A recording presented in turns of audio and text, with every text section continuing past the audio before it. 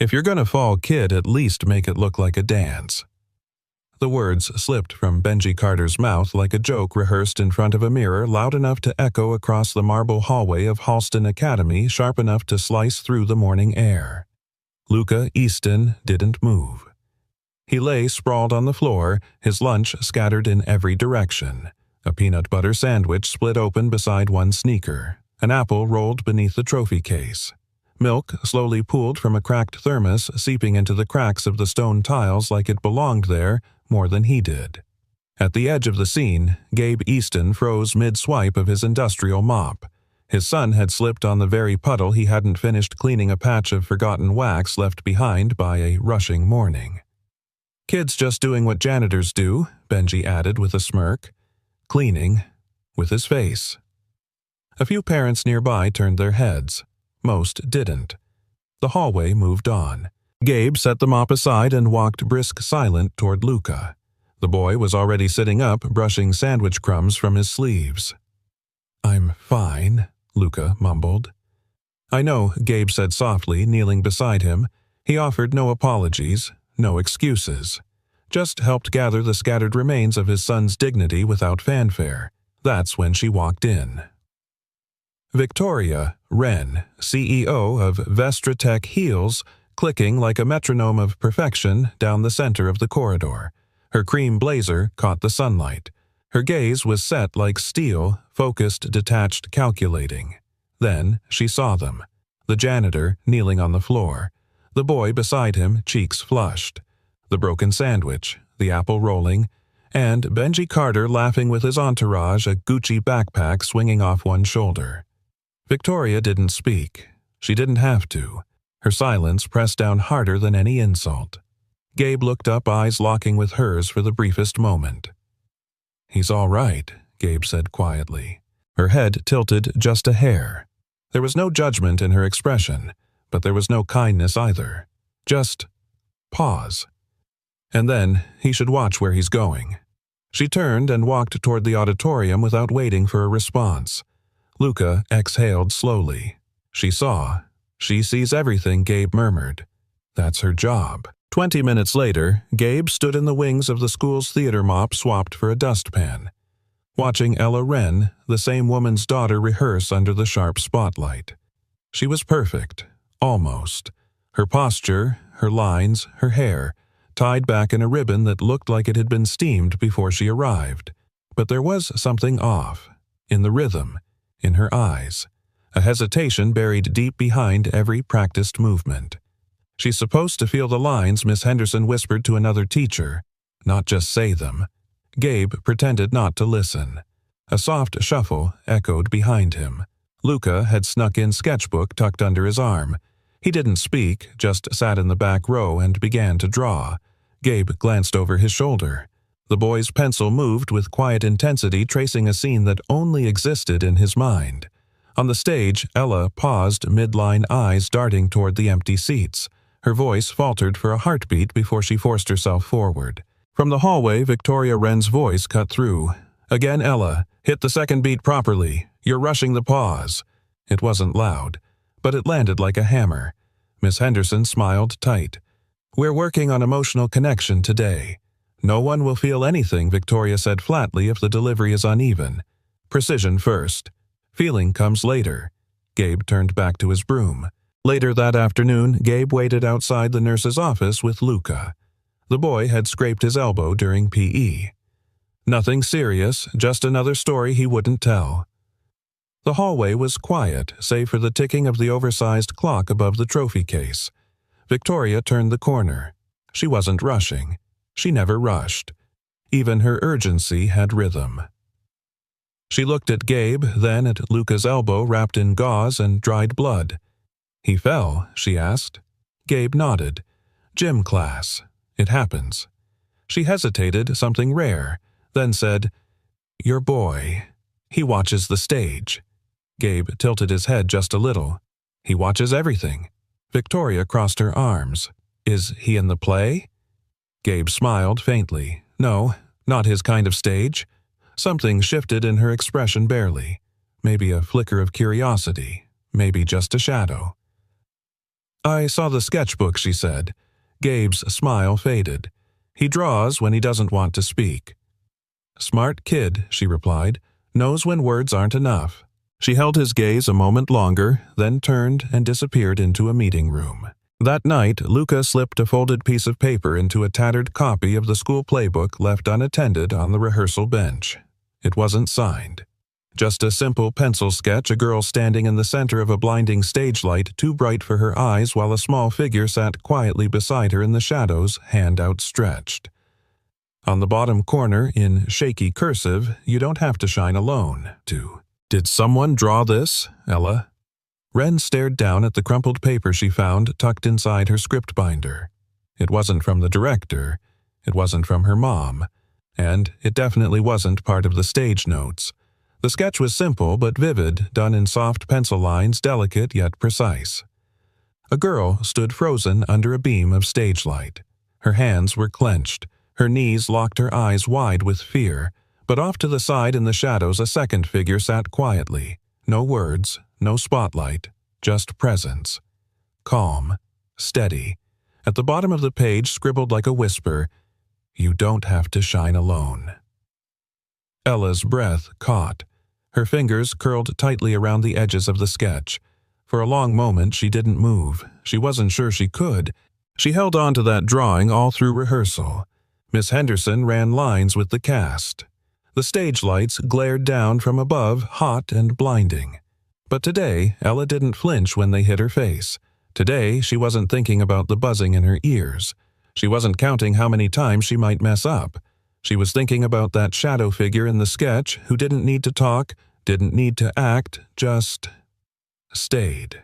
And for the first time since her dad's funeral, she felt something unexplainable. Not strong, not fearless, just seen. Behind the curtain, Luca sat cross-legged on the floor, sketchbook open, head down. His pencil moved in silence, tracing something new, shapes, faces, emotions he didn't know how to name. The stage was his window, but he never wanted to stand on it. He just wanted to understand what people looked like when they were trying not to fall apart. Gabe stood nearby, sweeping the backstage floor. Quiet as always, but his eyes kept drifting toward his son. "You drawin' feelings again?" he asked gently. Luca didn't look up. She looked like she needed one. What someone to sit with. Gabe nodded slowly. That's usually harder to find than applause. After rehearsal, Victoria was already waiting outside the auditorium. She stood tall, arms folded, watching the students stream past. Most of them didn't greet her. They didn't need to. Her presence was the kind that reshaped the temperature of a room. Ella walked toward her holding the sketch in both hands. Victoria spotted it instantly. "What's that?" Ella hesitated. "Someone left it for me." Her mother took the paper without asking. She examined it, her brow furrowed not because it wasn't beautiful. It was, painfully so. It was the words that unsettled her. "You don't have to shine alone." Victoria's voice was low. "Is this supposed to be encouraging?" Ella blinked. "I think so." Victoria paused, then handed it back. "Let's focus on the script, Ella. You don't need distractions before opening night." "It didn't distract me," Ella said softly. Victoria didn't answer, but her eyes lingered on the sketch longer than necessary. The next morning, Miss Henderson found Gabe outside the prop room fixing a broken hinge on one of the storage cabinets. "Mr. Easton," she said, crouching to his level, "do you have a minute?" Gabe looked up, surprised. "Sure." "Everything all right?" She smiled. "More than all right, actually. I think your boy might be the best silent storyteller this school's ever seen." Gabe's expression didn't shift, but something in his shoulders softened. "You saw the sketch. I saw Ella hold on to it like it was a life jacket." She leaned closer. "That drawing reached her in a way none of us could." Gabe glanced toward the hallway where Luca was sitting alone, his sketchbook open in his lap, his pencil dancing in quiet rhythm. "He doesn't say much," Gabe said. Sometimes, Miss Henderson replied, the loudest things don't make a sound. Later that day, during set building, Luca offered to help move the cardboard castle centerpiece. The other kids hesitated, some still laughed behind his back, but he carried the structure with steady hands. Ella watched from the sidelines. After a while, she walked over. "Did you leave the sketch?" she asked. Luca didn't answer right away. He set the castle down carefully, aligning its edge to the taped mark on the floor. Then he looked at her and shrugged. "I just saw you looked stuck."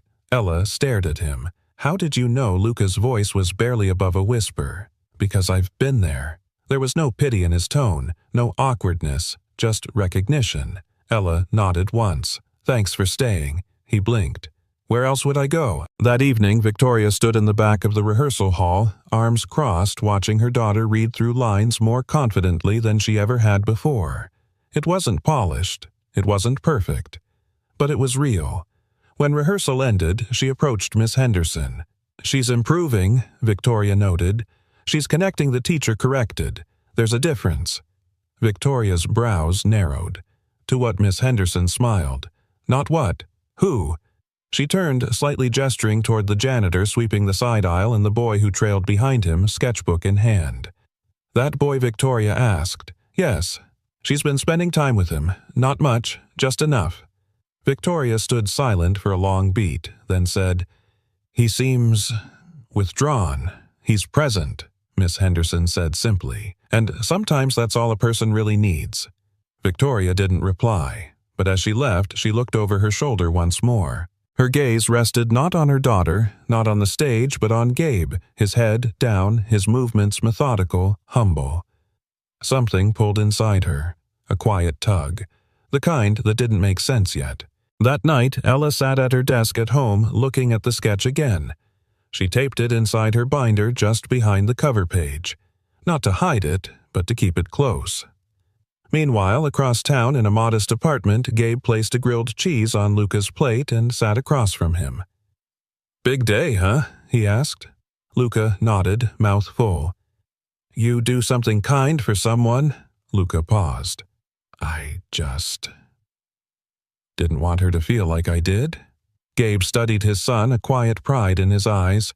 "Then you're already doing better than most adults, I know," he said. Luca looked up and smiled.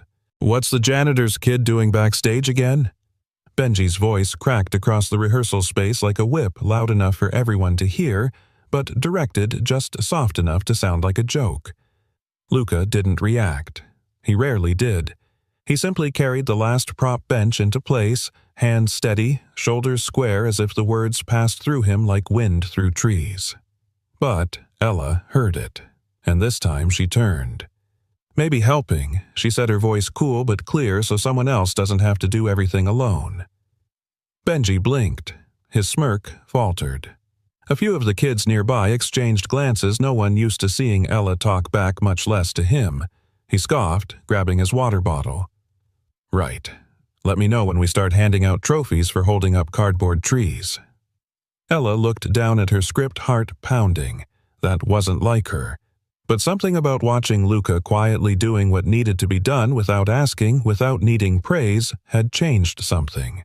Sometimes kindness didn't roar, it just stayed. From the shadows, Victoria Wren stood with her arms crossed observing.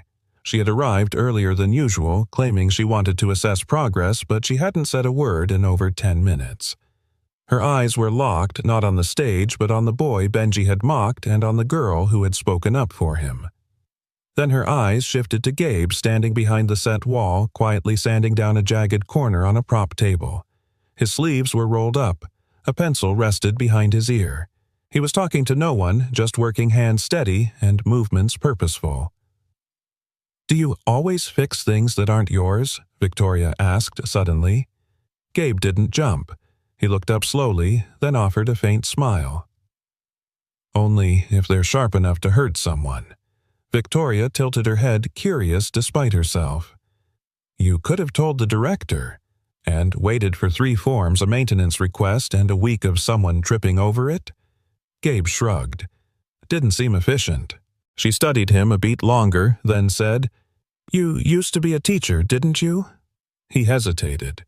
"Long time ago. What changed?" He met her gaze steady.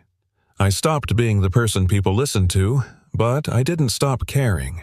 Victoria didn't reply, but when she walked away she glanced back once, and that once lingered longer than she meant it to. That afternoon, Ella found another sketch. It was folded neatly between pages 22 and 23 of her script where she had left off the night before. This one showed the same girl Hershey knew that now on stage again, but this time her eyes weren't wide with fear, they were closed. She wasn't standing. She was sitting cross-legged on the stage floor surrounded by tiny stars, some in her lap, some floating around her. There was no spotlight, just calm. At the bottom corner, "It's okay to rest in the middle of your story." Ella blinked back sudden warmth behind her eyes. Later, as rehearsal dismissed, she slipped out of the back door of the auditorium. Luca was there kneeling beside a stack of rolled backdrops. "You left another one," she said, holding up the sketch. Luca didn't deny it. He just nodded. Ella sat beside him. "You don't talk much," she said. "People don't always listen when I do." She looked at him thoughtful. "Maybe they're listening now," he shrugged. She hesitated, then asked, "Why do you draw me?" Luca answered without looking up. "Because I see you." Ella's voice dropped. "Even when I mess up." He finally looked at her, especially then. Meanwhile, inside the main office, Miss Henderson was meeting with the principal about logistics for opening night. Scripts, lights, safety plans. But as the conversation wrapped up, the principal said, "You know, some parents are asking why that janitor's kid is always around." Miss Henderson stiffened. "Luca Easton isn't just around. He's one of the most emotionally aware students I've ever seen." The principal chuckled. "I'm sure he's sweet, but—" "No," she cut in. "He's not sweet. He's brave. Brave enough to be kind when others aren't." The principal blinked, caught off guard. And frankly, she added, "I'd rather have 10 Lucas backstage than 10 kids trying to be seen." She stood and left without waiting for a reply. At home that night, Victoria watched Ella eat dinner in near silence. The sketch was folded beside her plate like a napkin. "You're quieter than usual," Victoria said. Ella shrugged. "You feeling all right?" "I'm thinking," Ella said carefully, about what Ella looked at her mother, uncertain if the question was real or routine. Then softly, about what it means to be brave. Victoria raised an eyebrow. "Brave is standing under pressure and not breaking." Ella looked down at the drawing. "Maybe brave is breaking," she whispered, and still showing up the next day. Victoria said nothing, but later that night as she cleared the table, she noticed the sketch again. She stared at the stars drawn on the girl's lap, then quietly slid the paper into her briefcase. The next morning, Gabe stopped by the teacher's lounge to drop off a repaired light fixture. Miss Henderson was there sipping coffee. "Your son," she said, "has the kind of presence I wish I could bottle in hand to every kid on this stage." Gabe gave a modest chuckle. "He gets that from his mom. She was an artist, more like a lightning rod. You always knew when she walked into the room." Miss Henderson smiled. "And now Luca walks into rooms like quiet thunder." Gabe nodded. "He doesn't need noise to be noticed." "Neither do you," she said. He met her eyes, surprised. She continued, "Victoria Wren's been watching you, not the kind of watching that judges, the kind that tries to understand." Gabe didn't answer, but he looked away slowly and for the first time in a long time didn't feel invisible. That afternoon, Benji cornered Luca by the supply closet. "What's your deal, huh? You think drawing sad little doodles makes you deep?" Luca didn't reply. Benji stepped closer. "You think just 'cause Ella talked to you, you're someone. Now?" Luca stared at him, then quietly said, "I was someone before she saw me. I'll still be someone after." Benji flinched. But before he could respond, Ella stepped into view, and without saying a word, she stood beside Luca. Just stood, and for once, Benji walked away first. 3 days before the performance. "You're fine, Ella. Stop shaking." Victoria Wren said it with her back turned, voice flat, fingers tapping across her laptop keyboard in perfect rhythm. Ella stood in the hallway just outside her mother's home office, arms hugging herself like armor feet glued to the hardwood floor. "I wasn't shaking," Ella whispered. Victoria didn't look up. "Then stop standing like something's wrong." Ella didn't respond. She didn't cry either. She just nodded, turned around and walked away as softly as possible, like every creak in the wood was a judgment she couldn't handle. Upstairs in her room, she closed the door, sat on her bed, and buried her face in the pillow. She had rehearsed the lines perfectly. She had practiced every cue, every step. But the spotlight still felt like a siren, and the silence between her cues felt like falling. Her chest tightened. No one was yelling. No one was hitting. But somehow, everything still hurt. She reached under her pillow and pulled out the folded sketch Luca had given her. It's okay to rest in the middle of your story. She traced her finger along the soft pencil lines, then curled up and let herself breathe. That same evening across town, Gabe and Luca sat on a cold wooden bench at Lincoln Park, their favorite spot.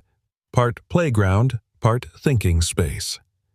The wind rustled the dry leaves around their feet, and in the distance, someone was playing a sad tune on a saxophone. Luca handed Gabe half of a peanut butter and banana sandwich, the kind Gabe always called Elvis style. Gabe took a bite, chewed for a few seconds, then asked, "You been drawing more stars?" Luca nodded. "Still for the girl. She doesn't panic when she has them," Luca said. Gabe looked over at his son. "How do you know that?" Luca shrugged. "Because I don't either." There was a pause, a long one. Then Gabe said quietly, "I used to panic too, but I wore a tie when I did it so no one noticed." Luca glanced at him curious. "I taught high school art, remember?" Gabe continued. 30 kids buzzing like bees, papers everywhere, and one day, I just couldn't breathe. "What happened?" "I froze," Gabe said, staring at the skyline. "Middle of class. Couldn't speak, couldn't move. Just stood there holding a paintbrush like it was a life raft." Luca whispered, "Did anyone help?" No one knew how Gabe answered. Back then, panic wasn't a word we used out loud. Another long silence. Then Luca asked, "Is that why you stopped teaching?" Gabe nodded. "That, and your mom.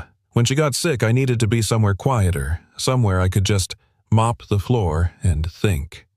Luca looked down at his shoes. "You miss her." Gabe's voice dropped. "Every time I see you draw, I miss her, because you remind me of the part of her that never stopped creating even when everything else was falling apart." Luca didn't speak. He just scooted a little closer. That was enough. The next morning at Halston Academy, Victoria sat in her car in the school's parking lot for longer than necessary. She had an important investor meeting in 20 minutes, but her hands rested on the steering wheel without moving. She had watched Ella walk into the building, shoulders tense, ponytail a little off-center. Ella never wore her hair like that. It used to be bows, before the accident. Victoria exhaled and reached into her bag, pulling out the sketch she had tucked away the night before. The pencil lines were soft, but the message was sharp. "You don't have to shine alone." It kept echoing in her mind. She hated how much it stuck, because she had been alone for so long, even before the funeral, even before the hospital. She wasn't built for softness, she was built for control. It was all she had left. In the teacher's lounge, Miss Henderson handed Gabe a fresh cup of coffee. He didn't ask for it, but she always seemed to know when he needed one. "You okay?" she asked. He nodded. "Just tired. The kind of tired that doesn't go away with sleep." She sat beside him. "I watched Ella yesterday. She's changing." Gabe sipped his coffee. "She's being seen." Miss Henderson smiled. "By your boy." Gabe shook his head, half laughing. "I still don't know how he does it. Doesn't even say much. Sometimes kids don't need speeches. They just need someone who's not afraid to sit beside them without fixing anything." Gabe looked at her. "You think that's what healing looks like?" She paused. "I think it's the first step." At lunchtime, Benji made another comment.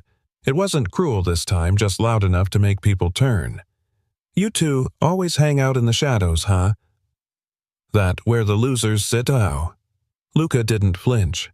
Ella didn't even look up from her sketchbook. She was drawing today stars again, but this time with roots like little galaxies growing out of the dirt. Benji scoffed. Whatever. But this time his voice didn't carry the same weight. A few students rolled their eyes. One girl walked away. Ella glanced at Luca. "You didn't even blink." He shrugged. "Shadows don't scare me. Why not?" "Because that's where stars are born." She smiled, small but real. You say things like that and just go back to drawing, like it's no big deal, because to me, Luca said it isn't. It's just truth. That night, Victoria stood in the kitchen heating up leftovers. Ella sat at the island poking at her plate. Without lifting her eyes, she asked, "Did you ever panic?" before Victoria paused. The microwave beeped. She opened the door but didn't take the food out once. In the hospital, when the doctor said the words no mother should ever hear. "We couldn't save him." "Yes," she said finally. "But I didn't call it that. I called it handling it." Ella whispered, "I don't think I'm handling it." Victoria turned. For the first time in what felt like years, she walked over and sat beside her daughter, not across, not above. Beside. She didn't offer advice, she didn't fix anything. She just placed a hand gently on Ella's shoulder and said, "Then let's not handle it alone." The sky was velvet black, stretched tight with silence. No stars tonight, just the dull hum of streetlights outside the Wren residence and the steady mechanical sweep of the sprinklers on the front lawn. Inside the house was dim, the air thick with the kind of quiet that made you feel like even your thoughts might echo. Ella sat cross-legged on the living room rug, a crumpled script in her lap. She wasn't reading it anymore, just holding it like it might shield her. The overhead light was off. She'd only turned on the small lamp in the corner, the one with the fabric shade that turned everything gold. Victoria walked in, tablet still in hand heels, clicking across hardwood. She stopped when she saw Ella on the floor. "You're supposed to be in bed." Ella looked up but didn't speak. Victoria exhaled through her nose. "Is this about tomorrow?" Ella nodded slowly, then added, barely above a whisper, "I can't do it." Victoria's jaw tightened. She hated those words, "I can't." They reminded her of hospital beds and heart monitors and men who made promises they couldn't keep. "You've rehearsed for weeks. You know your lines. That's not the part I'm scared of." "Then what?" Ella swallowed hard. What if I freeze again? What if I mess it all up in front of everyone?" Victoria set the tablet down on the coffee table, a soft clunk in the silence. She sat down across from her daughter, knees level with Ella's. "You won't freeze, but what if I do?" Victoria hesitated. She wanted to say something comforting, something motherly. But she'd always been better with numbers than nerves, with decisions than emotions. So she said flatly, "Then you keep going." Ella looked away. Victoria's voice softened, but only a little. "Ella, there's strength in standing up, but there's power in showing up even when you're scared. That's the kind of courage people remember." Ella blinked hard. "Do you remember people like that?" Victoria paused. Her voice cracked barely. "I remember one." Ella leaned in, whispering, who but Victoria didn't answer. She just reached over, brushed a loose strand of hair behind Ella's ear and said, "Try to get some rest." Later that night, Luca sat by his bedroom window, chin resting on his knees. The moon had come out faint and silver, just enough light to draw by. He sketched slowly, carefully. Not a face, not a stage, just a pair of small shoes, one facing forward, one turned sideways, and beside them a shadow. A boy sitting, not saving, not fixing, just staying. He folded the paper in half and wrote 5 words on the back, "If you can't stand, I'll sit." The next morning before school, he tucked the drawing inside the prop folder labeled Ella Wren, Act 2. He didn't sign it. He never did. At school, the air buzzed with excitement. Parents were already dropping off cupcakes, tissue paper flowers, glittery signs that read "Bravo" in all caps. The auditorium had been transformed overnight. Curtains, steamed lights, tested microphones, clipped and ready. Backstage, it was a different story. Ella stood in front of the mirror, pale and trembling.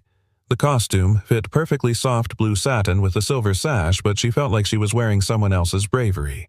Luca approached quietly, holding the prop folder. "You left this." She nodded, eyes glassy. "Thanks." He hesitated, then added, "You're not alone, you know." Ella blinked. "What?" He looked down. "I mean, you don't have to be." She opened the folder, her fingers brushing the folded sketch inside, her hands stilled as she read the back. "If you can't stand, I'll sit." Her throat tightened.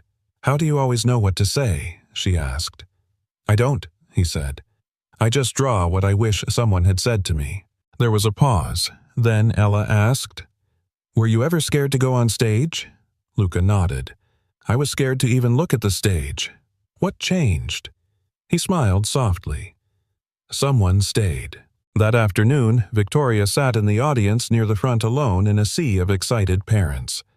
She wore her usual navy blue blazer, but her expression was different, softer around the eyes, less guarded. She'd caught a glimpse of Gabe earlier adjusting stage props with Miss Henderson. He hadn't seen her.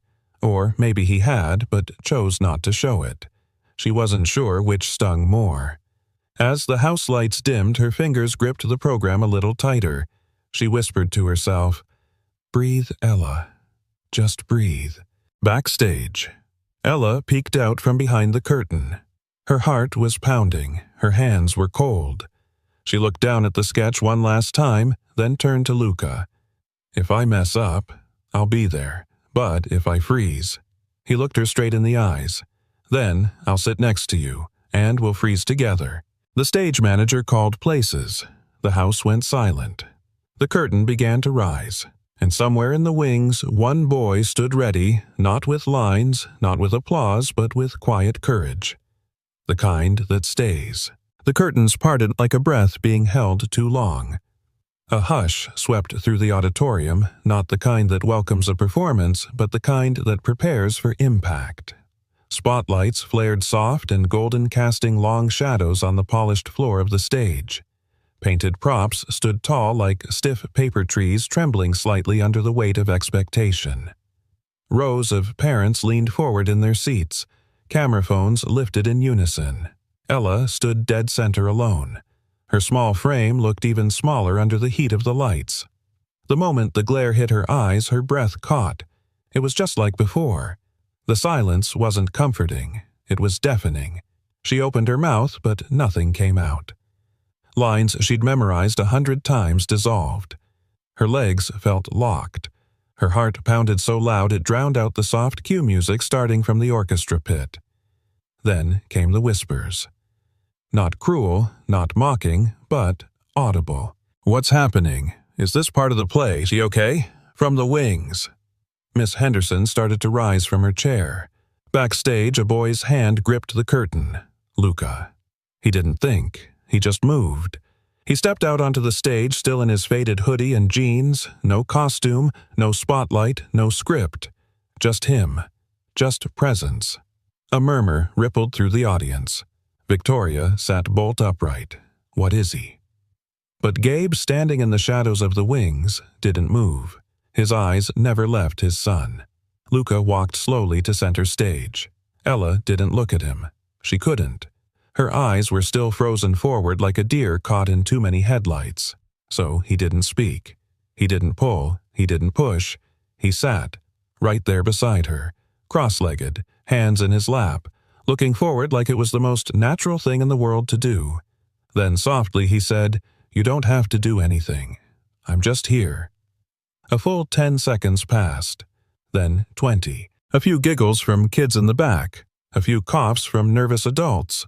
Then silence again. And in that silence, something shifted. Ella's chin lowered a fraction.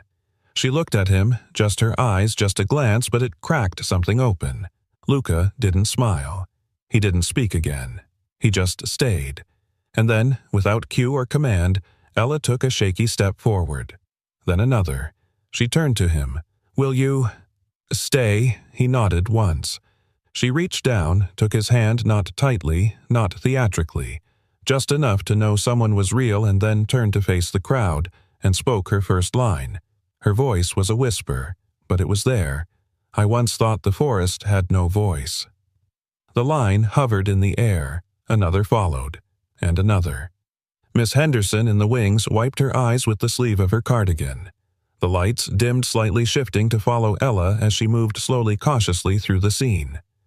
Luca stayed seated silent like the moon at her back. When the scene ended, the lights faded to black.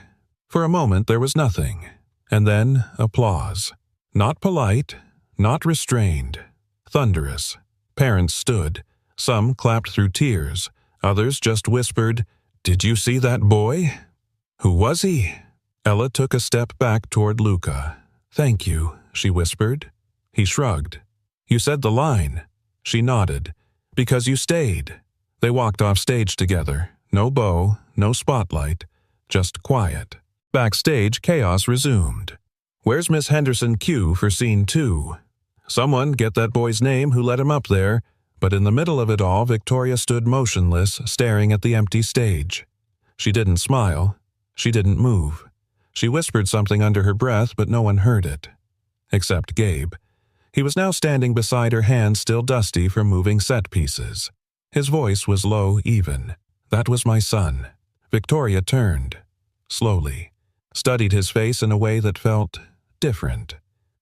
"You let him walk on." Gabe shook his head. "I didn't let him. He knew she needed someone." There was a pause. Victoria looked back at the stage. He broke the scene. He saved it. Another beat of silence. Then she said almost to herself, "There's a kind of courage that doesn't raise its hand. It just walks forward." Gabe didn't reply. He didn't need to. That night, as the auditorium emptied and folding chairs echoed shut, the story began to ripple. A parent uploaded a shaky video to Facebook. Caption: "This boy sat down when she couldn't stand." "You need to see this." By morning it had a name, #the boy who stayed. There was no music, no curtain call, no script for what had just happened. Only silence, thick and shimmering, lingering in the air like the echo of something sacred. Luca stood beside Ella, still on stage, still hand in hand, both blinking into the darkened auditorium. He hadn't planned it. He hadn't even realized he was moving until his feet hit the light. But he stayed. And now as the house lights slowly rose and the sound of applause still rang in his ears, the boy who had never meant to be seen was the one no one could stop looking at. Backstage erupted. Parents were murmuring, students whispering, teachers fumbling through programs trying to figure out who the boy was. The spotlight might have dimmed, but all eyes were still following him as he walked off stage. Miss Henderson rushed forward. Her voice was soft, but her eyes were bright. "Luca," she said, kneeling, "do you know what you just did?" He looked down, shrugged. "I didn't want her to feel alone." From the wings, Gabe exhaled so quietly it didn't reach his chest. He was proud, but more than that, moved in a way that made him feel both small and full. Victoria Wren approached them, heels silent, on the polished stage floor. Her expression was unreadable, shoulders back, posture perfect, but something in her gaze softer. She looked down at Luca. "No one gave you permission." Luca nodded. "I know. You broke the scene." "I didn't mean to," he said, but she couldn't breathe. There was no defense in his voice, no defiance, just the kind of clarity that doesn't ask for approval because it doesn't need it. Victoria blinked, and for the first time in years, she didn't reach for a judgment. She reached for silence. Gabe stepped forward, wiping his hands on the side of his pants. "If there's a problem," he said gently, "you can talk to me." Victoria turned to him. "He's your son." Gabe nodded, all heart and elbows. Miss Henderson laughed softly, then turned to Victoria. "You should have seen it from the front row." The moment he sat down, the whole room shifted. Ella had wandered back into the wings, watching quietly. She hadn't let go of Luca's drawing, now folded carefully in her hand. "I wasn't going to say the lines," she said suddenly. Her voice was small, but firm. "But when he sat, I remembered why I wanted to in the first place." Victoria knelt before her daughter. "You were brave." Ella shook her head. "He was brave. I just followed." Victoria looked at her for a long time. Then quietly, "Sometimes the strongest voice is the one that says nothing." Gabe caught that line, tucked it away. It was a strange thing to see a woman built of structure and success slowly surrender to silence. And in that silence, something else grew. The next morning, the school's group chat was on fire. By 9:00 a.m., a clip from the audience, a grainy, slightly tilted video, had already gone semi-viral on the local parent forums. The title under it read, "This boy sat down so she could stand." By noon, "Had the boy who stayed" was trending in educational hashtags.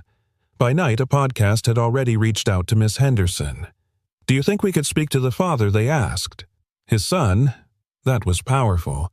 Gabe had no social media, no LinkedIn, he barely used email, but he had a voicemail blinking red when he got home, and it wasn't about the plumbing. Victoria sat at her dining room table that night, scrolling through comments. Strangers writing things like, "My daughter watched this 6 times. She said she wants a friend like him. I'm crying in my car. We need more boys like this." Ella sat across from her, a warm blanket around her shoulders. For once, no tablet, no screen, just her tracing a crayon over one of Luca's drawings. "It feels like breathing now," she said quietly. Victoria looked up. "What does the stage?" "The lights. It doesn't scare me anymore." Victoria nodded, but didn't speak. She felt it something uncoiling inside her, a slow loosening of the invisible rope she'd been holding tight since her husband's death. Let no one see the cracks she had taught herself, but that night she didn't need armor, just quiet, and the memory of a boy who simply stayed. Back at the Eastons' tiny apartment, Gabe poured 2 glasses of apple juice. He handed one to Luca, who was sitting cross-legged on the worn couch, still in yesterday's jeans. "You want to talk about it?" Gabe asked. Luca took a sip, shook his head. "I just didn't want her to fall." Gabe looked at his son. "You know, he said most people wait their whole lives to be noticed, to be clapped for, to be seen." Luca blinked at him. "I didn't even say anything." "Exactly," Gabe said. "And still somehow you said everything." They clinked their glasses not like a toast but like a promise. Across town, Miss Henderson stood alone on the empty stage.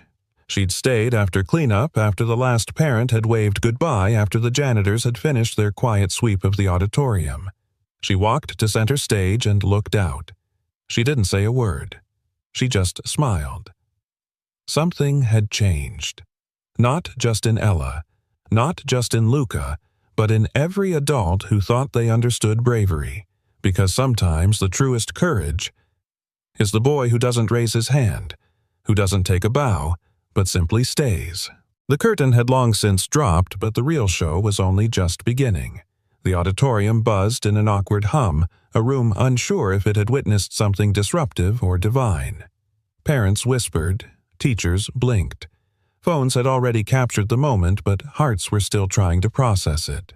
At the center of it all stood Luca, his shoulders square but unsure, the stage lights behind him casting a soft halo on his tousled brown hair.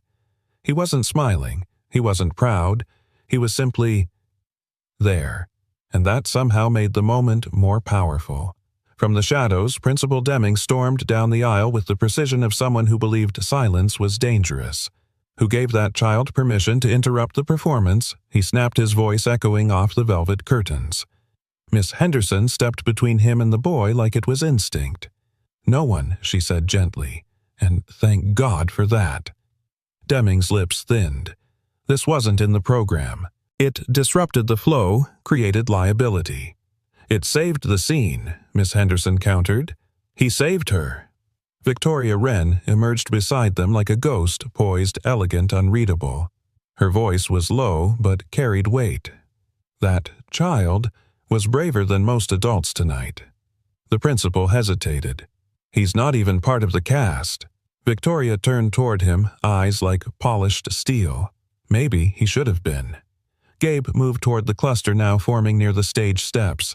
He hadn't wanted to cause a stir. He never did. But when Victoria's gaze landed on him, he knew he could no longer stay in the back row. "That's my son," Gabe said quietly. Deming scoffed. "Janitor's son has no business walking on stage uninvited." The moment froze. Every teacher within earshot stiffened. A few students shrank back, unsure of the tension suddenly brewing. But Victoria didn't blink. She stepped forward, heels clicking against the polished floor, and faced Deming. "I didn't ask your permission to attend tonight," she said. "I didn't ask for a scene stealer or a headline moment. But that boy gave us both." She turned toward Gabe now, her voice softer, "And that man raised him." Deming opened his mouth to respond, but found no purchase. The power had shifted. Somewhere between Ella's trembling silence and Luca's quiet presence, the room had rearranged itself. Miss Henderson leaned in toward Gabe. "There's going to be a lot of questions," she murmured. "You okay, being seen now?" He glanced at Luca, then nodded. "I'd rather be seen than pretend this didn't matter." By the time they reached the school lobby, half the parents had already left, but one lingered, a woman in a windbreaker with a phone clutched in her hand like it held gold. "I hope you don't mind," she said sheepishly. "I filmed it, the part where he sat down, and she started speaking again. I posted it to the parent page." Gabe's heart dropped into his shoes. "Oh," he managed. The woman bit her lip. "I tagged it The Boy Who Stayed. Just a little thing. It already has over 100 shares." Luca blinked. "That's a lot." Victoria stepped beside them, folding her arms as she looked at the screen. "It's more than a lot," she said. "It's the kind of moment people replay when the world feels like it's falling apart." The woman grinned, then paused. "Do you mind if I keep it up?" Gabe looked down at Luca. "You okay with that?" Luca nodded, eyes wide. "Yeah, I guess. I stayed for her. Maybe someone else needs someone to stay too." By the time Gabe and Luca got home, the apartment felt smaller. Not physically, but when the world starts watching you, even the walls begin to lean in. Gabe stared at the voicemail light on their old landline. It blinked like it knew. He pressed play. A calm, polished voice filtered through. "Hi, this is Dr. Sheila Froman from the Everyday Bravery podcast. We came across a story tonight about a young boy who sat beside a classmate in crisis. We'd love to speak with his guardian if you're open to it. Call back any time." "Thank you." Luca sat on the couch holding the last drawing he'd given Ella. The crayon lines were smudged, but the meaning still shone through. "I didn't even have a line," he murmured. Gabe joined him. "You didn't need one." Meanwhile, across town, Victoria Wren sat at her kitchen table with a glass of untouched red wine. Ella was already in bed, curled under blankets with one of Luca's sketches on the nightstand beside her. Victoria stared at her phone, replaying the video someone had texted her. Luca walking in, sitting, no words, just being there. Her daughter breathing again. She didn't know how to name the ache in her chest. It wasn't pain, it wasn't joy, it was something messier, softer. She'd built her world on control, on deadlines, outlines, contingency plans. But this was a child with no script and another who forgot hers, saving each other in real time. Her fingers hovered over the call button. Then she put the phone down and walked barefoot to her daughter's room. She sat on the edge of the bed. Ella stirred. "Mom, I'm here," Victoria whispered. "I'm not going anywhere." Ella's eyes blinked open. For the first time in years, Victoria didn't ask her daughter to be stronger. She simply stayed. Back at school the next morning, Miss Henderson pinned something to the bulletin board outside the auditorium. A photo printed from a phone screenshot. Luca sitting beside Ella. Stage lights glowing like a sunrise behind them. Beneath it, in hand-lettered script, were 5 simple words. "Sometimes staying is the bravest thing." It began, like most things now, with a shaky video and a quiet caption.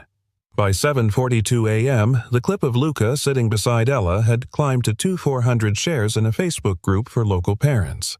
By 9:15, it crossed state lines. By noon, it had reached 1 million views. But numbers weren't what mattered. It was the comments. "My son has anxiety. This made me weep. He didn't fix her. He just stayed. That's the kind of friend I pray my daughter finds. Every school needs a Luca." Hashtag at the boy who stayed. Miss Henderson sat in the staff lounge, barely touching her tea. She scrolled through the comments with hands that trembled not from nerves but from something deeper, reverence. This wasn't viral because it was shocking. It was viral because it was true. The kind of truth people forget to believe in. Gabe didn't know what to say when the podcast team arrived. He tried to say no, politely, then firmly. But Luca had looked at him with those quiet, steady eyes and said, "Maybe it's not just her who needs someone to stay." So now, he sat in the school library facing 2 microphones and a woman named Marissa who spoke like she'd hugged 1,000 stories and still made room for one more. "You're Gabe Easton?" she asked, adjusting the audio levels. He nodded. You don't do interviews, I clean hallways, he said simply, not headlines. Marissa smiled. That's exactly why people want to hear from you. She turned on the recorder. Tell me about your son. Gabe paused, looked down at his hands. Then slowly, like peeling back layers of memory, he began. He's the kind of kid who notices when the vending machine's been unplugged too long, or when someone's blinking too fast because they're trying not to cry. Marissa's brow furrowed, touched. And that night? Did you know what he was going to do? No. Gabe chuckled, soft and proud. But I wasn't surprised. There was a pause. The air shifted. Why do you think it resonated with so many people? She asked. Gabe looked into the microphone like he was talking to someone on the other side of grief, of exhaustion, of silence.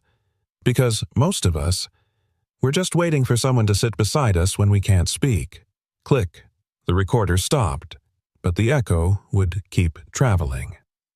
Victoria watched the interview on her laptop, elbows resting on her kitchen island. The way Gabe spoke, unpolished, unrehearsed, it didn't feel like a story being told. It felt like truth finding oxygen. Across the marble counter, Ella was coloring. Not a princess, not a unicorn, just two kids sitting on a stage. Ella paused and looked up. He doesn't like cameras. No, Victoria replied. He likes people. There was something unfamiliar in her voice, a gentleness. Ella squinted at the screen. He didn't smile much. Victoria shook her head. Some people don't need to smile to be kind. Ella went quiet. Then, he made me feel like I didn't have to try so hard to be okay. Victoria's throat tightened. There were 1,000 things she wanted to say. Things about grief and control, and the way fear wraps itself around love so tightly you sometimes forget which is which. But all she managed was me too. The next day at school, Luca walked into a hallway full of second glances and whispered awe. He wasn't used to being seen. Benji, the boy who once mocked him in the lobby, stood awkwardly near his locker. "Hey, Benji," said, rubbing the back of his neck. So, that was kinda cool. What you did." Luca tilted his head. "She's my friend." Benji nodded. "Still, I couldn't have done that. I mean, standing in front of all those people, I'd have thrown up." Luca shrugged. "I didn't think about them. I just thought about her." Benji paused. Then, quietly, like it hurt to say it, "Maybe you could teach me how not to freak out all the time." Luca smiled. "Maybe we can just sit together at lunch." It wasn't a lesson. It wasn't redemption, but it was something. Later that week, Victoria found herself standing outside the janitor's closet, a place she'd never voluntarily entered. The door creaked open. Gabe looked up surprised, but not startled. Ms. Wren. She stepped in crisp navy blazer in stark contrast to the industrial shelves and mop buckets around her. "I watched your interview," she said. He nodded. "Figured. It was honest. Only way I know how to speak." There was a pause. Not awkward, just real. Victoria inhaled. "You know, for someone trained to stay invisible, you've done a terrible job disappearing." He chuckled.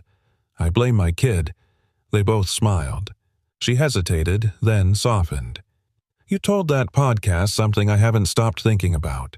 He tilted his head. "That most of us are just waiting for someone to stay close us." He said nothing. Just let the words breathe. Victoria exhaled. "I never knew how to sit still. Not after losing him."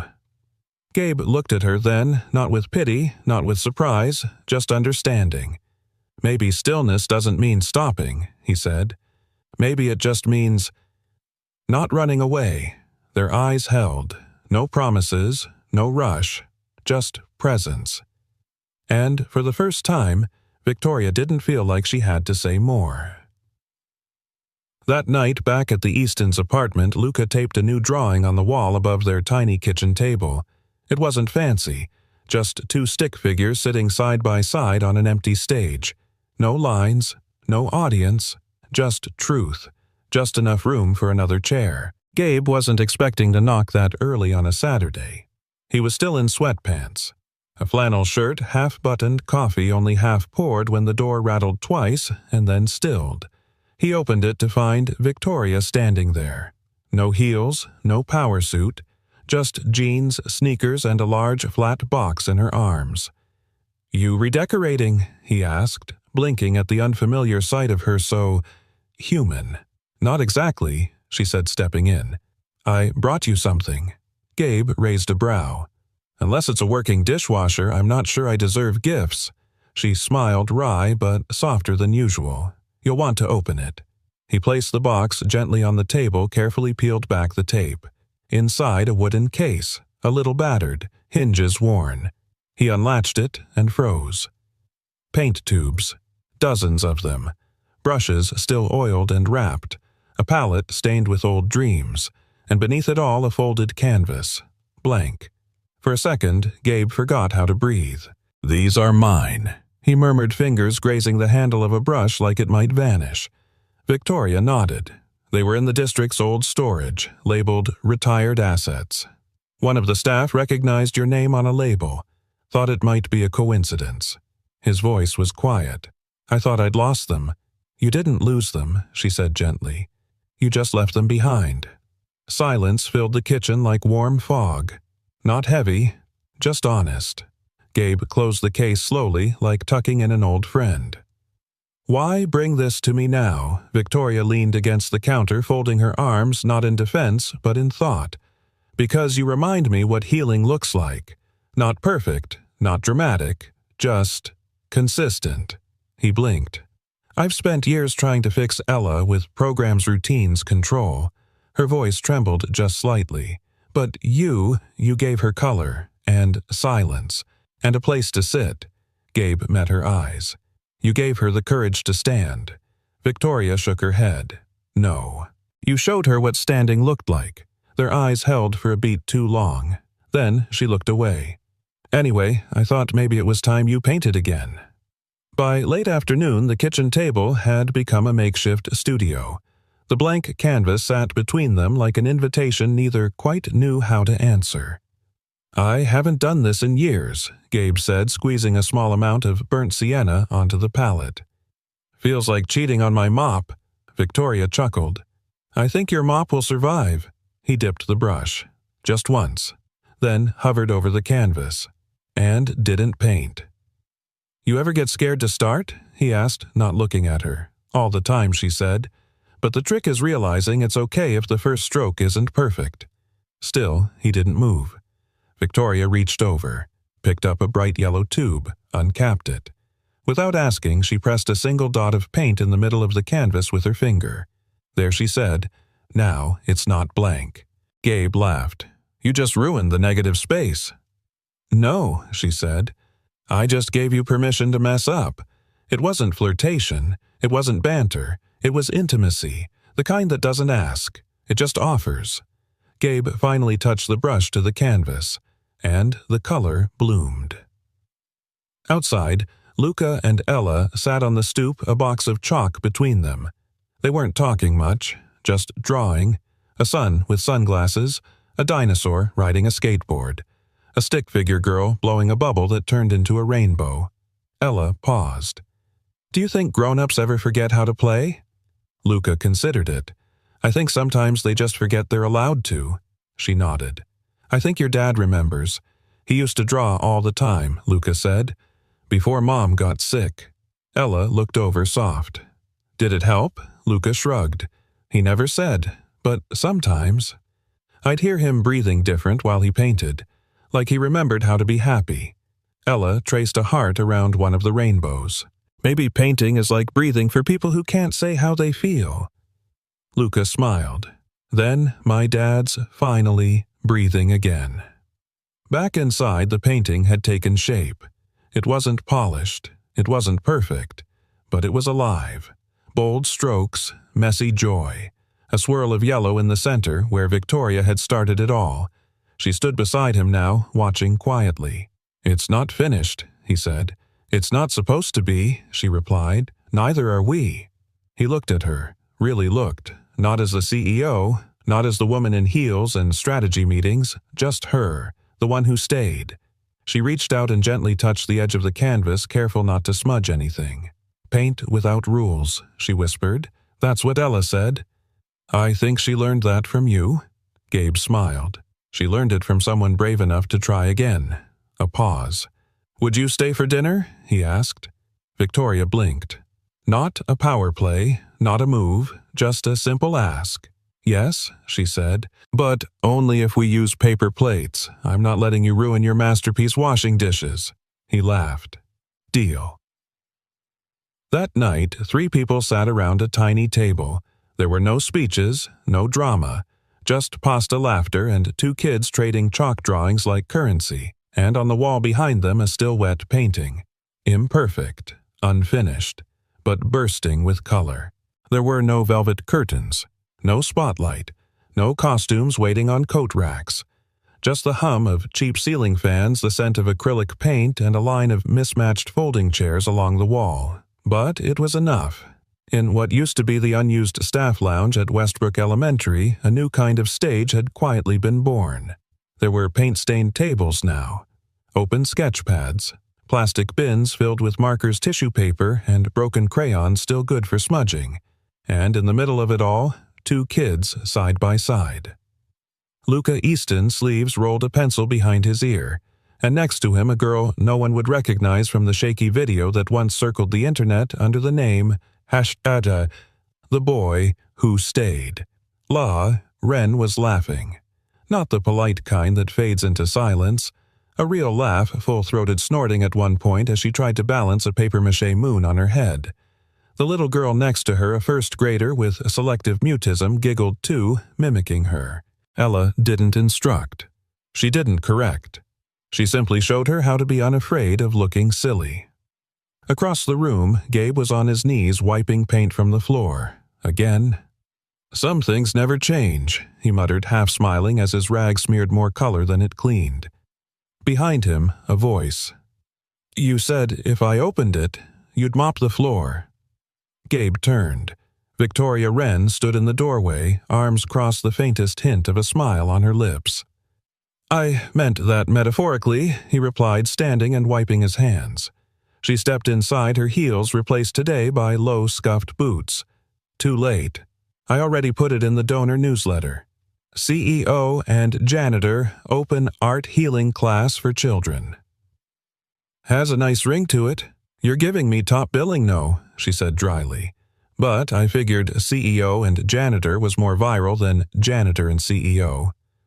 Marketing, remember? They both laughed. The kind of laughter that fits like a coat you forgot still smells like home. The class was officially called The Room Without Stage. It wasn't in the schedule. It wasn't graded. But somehow, every Thursday after school, the room filled with kids who hadn't said a word in months, and kids who used to talk too much because no one listened.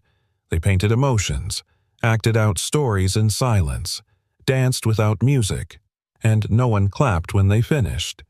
Because the point was never applause. It was presence. At the far end of the room, Benji, the same boy who once shoved Luca's tray to the floor, was gluing strips of orange construction paper into a flame shape. It's for my dad, he muttered when Miss Henderson passed by.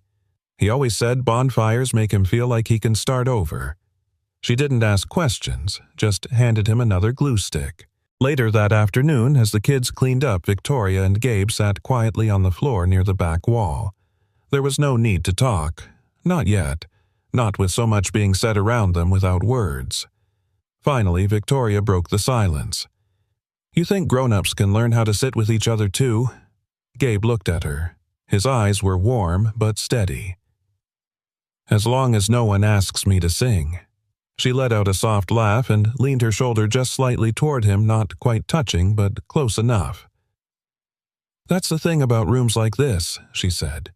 You don't need to perform. You just show up. He nodded. That's the hardest part, isn't it? Victoria looked around at the kids. At Ella, helping a new girl clean her brushes. At Luca, quietly sharpening pencils for the next session. It used to be, she said. Not anymore. Outside, the sun was dipping low, casting long shadows across the hallway tiles. The school was nearly empty. Ella tugged her mom's hand as they exited the room. Can Luca come over for dinner sometime? She asked. Victoria glanced back at Gabe. Maybe she said. then added with a knowing glance, "If he brings his mop." Gabe chuckled. "It's a package deal." Luca perked up. "Can we have tacos?" "Only if you don't paint the tortillas again," Gabe said with mock sternness. As they walked out together, no one said what happens now. There was no promise, no forced declaration. Only the quiet, sacred understanding between people who had once been strangers and chose to stay. Back inside the art room, the chairs were empty. The paint water was murky. The paper scraps were swept into a corner bin. But on the center table, left behind by small, hopeful hands, was a simple scene drawn in crayon.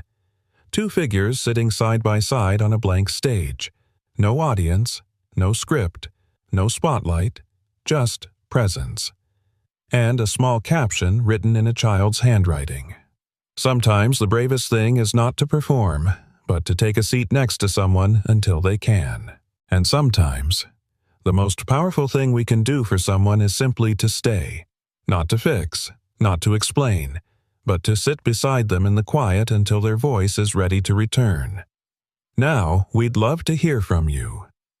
Where are you watching from? Drop your city or country in the comments below and let us know. Which moment in this story touched your heart the most? If this story moved you, if it reminded you that healing can begin in silence, then please don't forget to subscribe to this channel. We share stories like this every week. Stories of quiet strength, unseen heroes, and love that shows up without fanfare.